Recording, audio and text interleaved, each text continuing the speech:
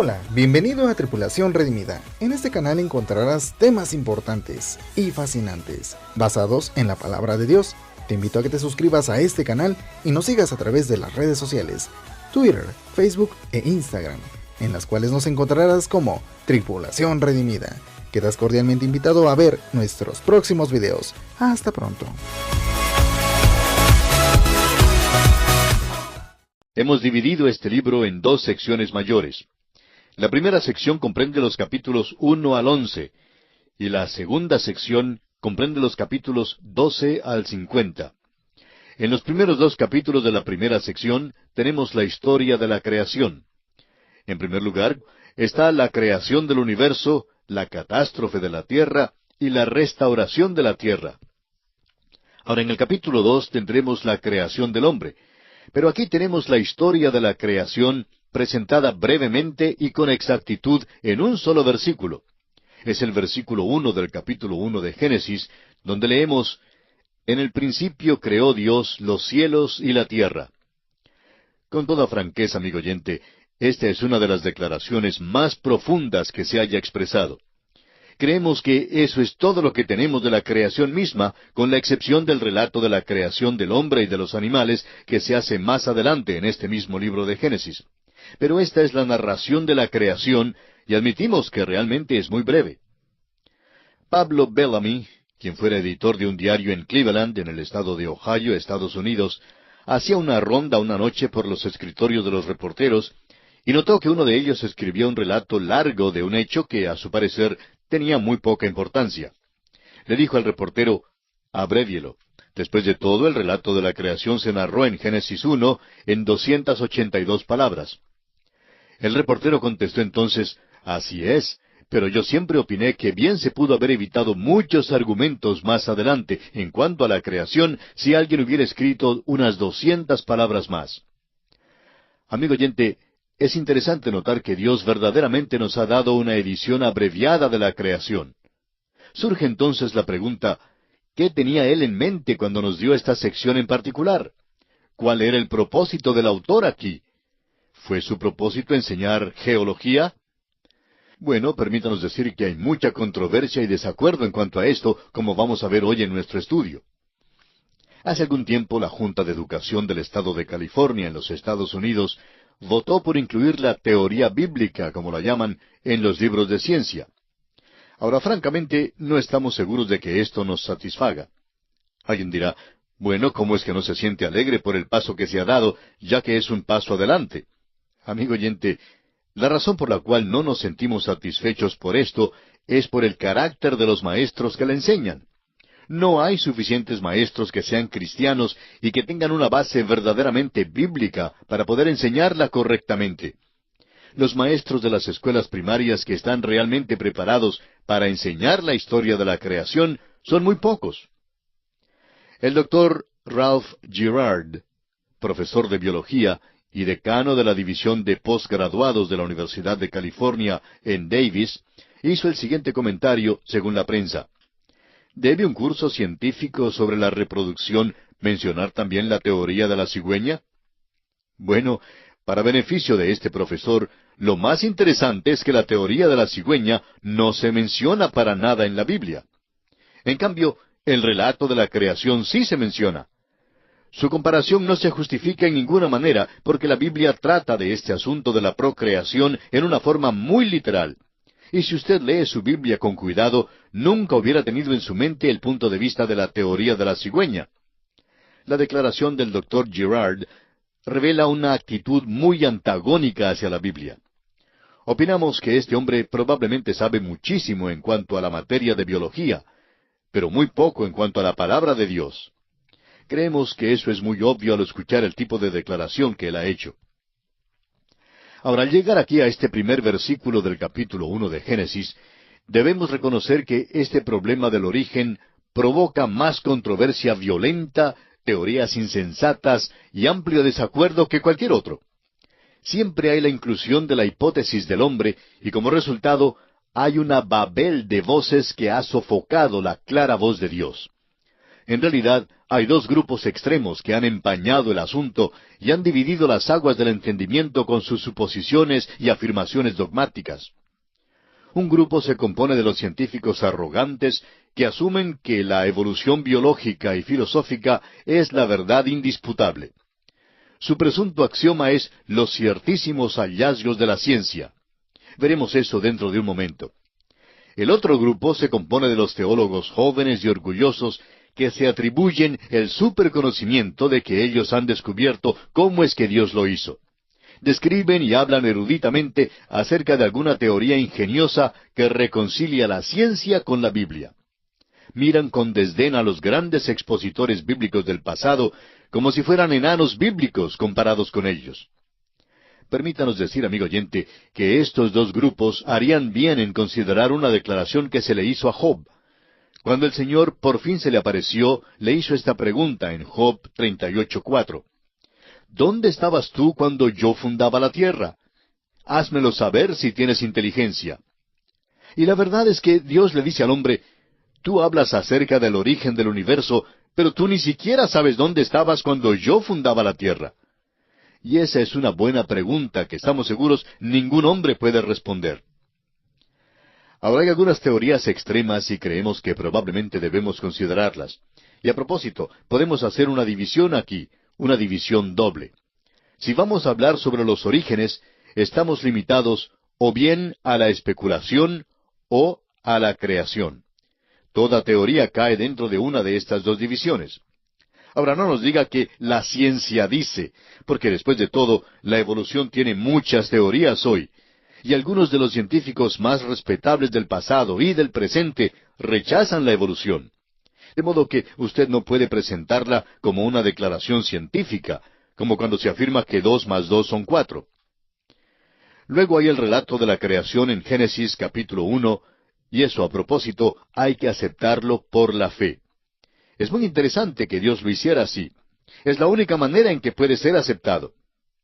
El escritor a los Hebreos lo expresó de esta manera allá en el capítulo 11 de su carta.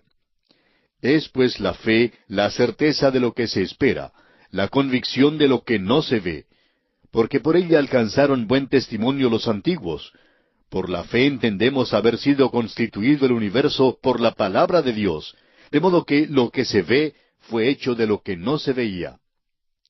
Así es que el gran problema todavía permanece hoy. ¿Cómo pasó de la nada a hacer algo?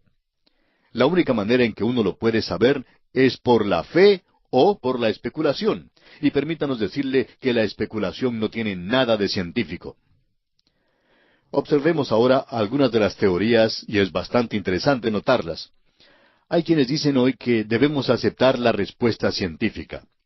Y a ellos les preguntamos, ¿cuál es la respuesta científica? ¿De qué ciencia hablamos? En el año 1806, el profesor Lyell dijo que el Instituto francés enumeró no menos de 80 teorías geológicas que eran hostiles a las Escrituras, pero que ninguna de esas teorías se afirmaban hoy en día. Y eso es muy interesante. A muchos nos enseñaron unas teorías en las escuelas, las cuales ni siquiera se enseñan hoy en día. Por ejemplo, hubo un tiempo cuando se afirmaba que el sistema tolemaico era el correcto. Y amigo oyente, esa teoría contradecía el libro de Génesis. Pero no creemos que haya un científico respetable en nuestro tiempo que mantenga ese punto de vista tolemaico. Luego hubo el sistema científico newtoniano. Por años los científicos del mundo sostenían ese punto de vista y decían que contradecía la Biblia, y así era. Pero ¿sabe usted que hoy han descartado ese sistema newtoniano? Comenzaron luego a enseñar la hipótesis nebular.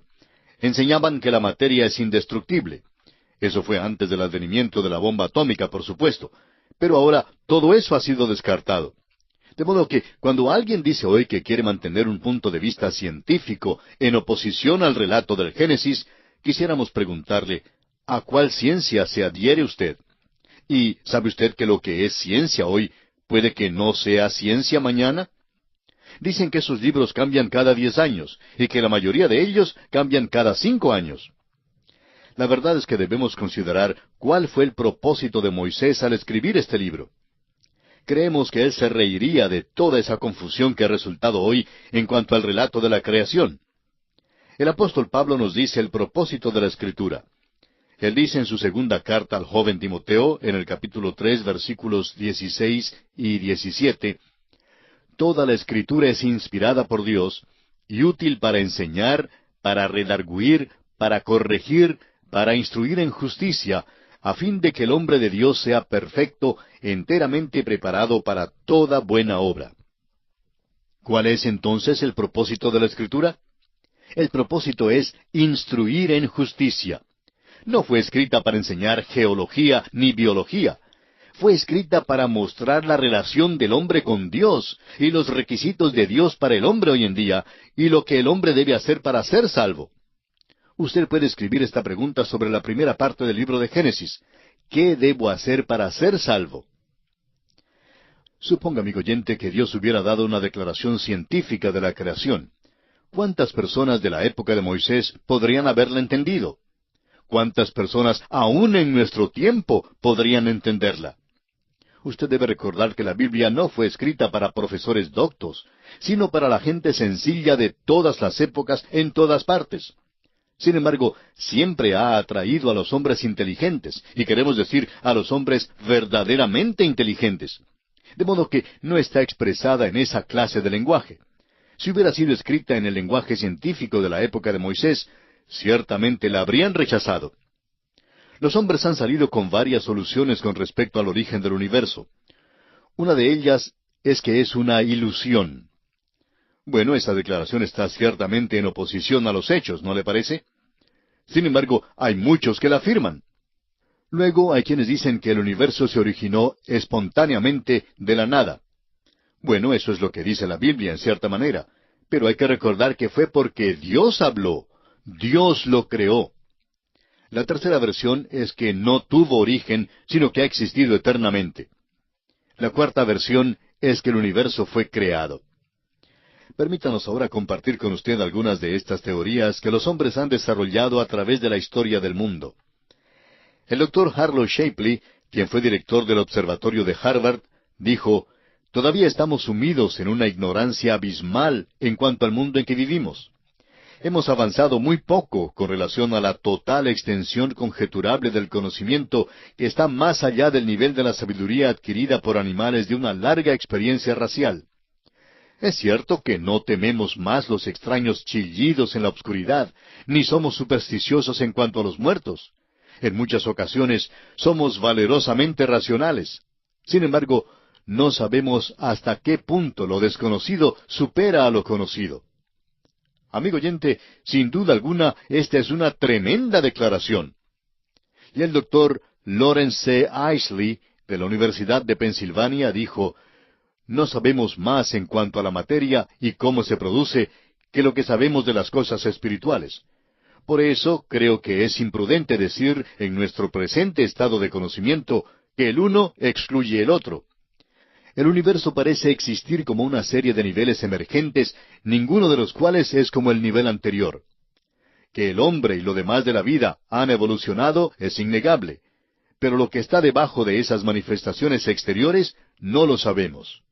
Y añade el doctor Isley: «Yo quisiera poder contestar su pregunta, pero el cubrir mi ignorancia con palabras grandes no sería provechoso ni para usted ni para mí».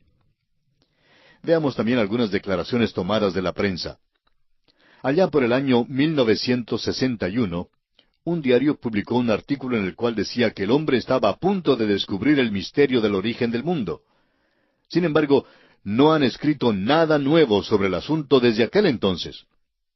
El biólogo Edwin Conklin, hablando sobre la evolución, declaró: «La probabilidad de que la vida se originara por accidente se compara con la probabilidad de que el diccionario completo se originara por una explosión en una imprenta».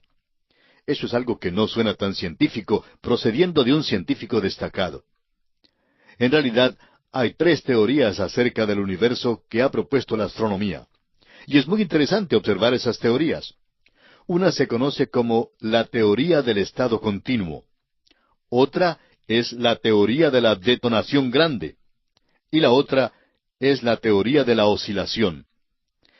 La teoría de la detonación grande sostiene que hubo una gran explosión hace millones de años. Creemos que hace 10 billones de años que ocurrió una, y opinan que habrá otra después de pasar otros 10 billones de años. No creemos que debemos preocuparnos mucho por ella, pero es interesante que se ofrece esta explicación en nuestros días. Y uno descubre que Gran Bretaña es el lugar donde se produjo esta teoría. Y francamente, no hemos oído mucho acerca de las piedras que trajeron de la Luna.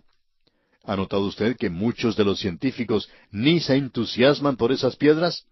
Es porque ellas parecen refutar la teoría de estos hombres.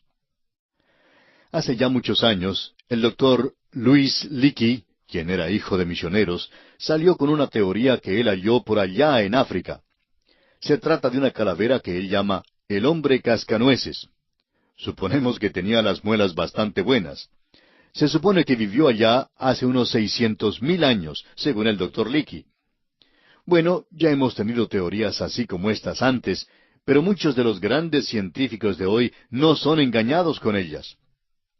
Ahora, el doctor Lawrence S. Dillon, profesor asociado de biología de la Universidad de Texas, dice, el hombre no es animal, sino una planta que evolucionó de una alga marina.